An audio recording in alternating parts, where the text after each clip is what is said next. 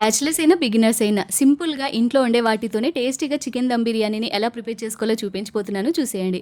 First KG చికెన్‌ని తీసుకొని బాగా నీట్‌గా వాష్ చేసుకొని 2-3 టేబుల్ స్పూన్ల వరకు కారం పొడిని వేసుకోవాలి. బిర్యానీ టేస్ట్ అయినా, కలర్ అయినా పర్ఫెక్ట్‌గా రావాలంటే కారం పొడి బావుండాలి కదా! సో, అందుకని నేను 2 చిల్లీ వాళ్ళ కారం పొడిని వాడుతున్నాను. వీళ్ళు డైరెక్ట్‌గా రైతుల దగ్గర నుంచి మిరపకాయలని కొని క్లీన్ చేసి 3 రోజులు ఎండలో పెట్టి రోకలి మిషన్‌తో దంచి కారంని ప్రిపేర్ చేస్తారు. మన అమ్మమ్మలు, నానమ్మలు ఎలా అయితే చేస్తారో సేమ్ అదే ప్రాసెస్‌లో అథెంటిక్ అండ్ హైజీనిక్‌గా ప్రిపేర్ చేస్తారు. ఎటువంటి కెమికల్స్ అండ్ ప్రిజర్వేటివ్స్ లేకుండా కలర్ అండ్ క్వాలిటీని టెస్ట్ చేపించి ఈ కారంని తయారు చేస్తారు. ఈ కారం వాడడం వల్ల బిర్యానీ టేస్ట్ కూడా అదిరిపోయింది. వీళ్ళ డీటెయిల్స్ అన్ని కూడా కింద డిస్క్రిప్షన్‌లో ఇస్తాను, చెక్ చేయండి.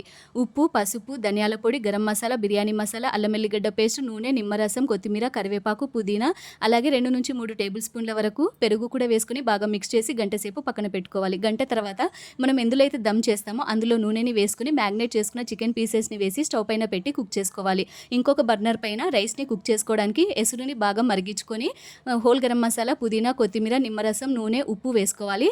నానబెట్టుకున్న 3/4 కేజీ బాస్మతి బియ్యంని కూడా వేసి రైస్‌ని కుక్ చేసి పెట్టుకోవాలి.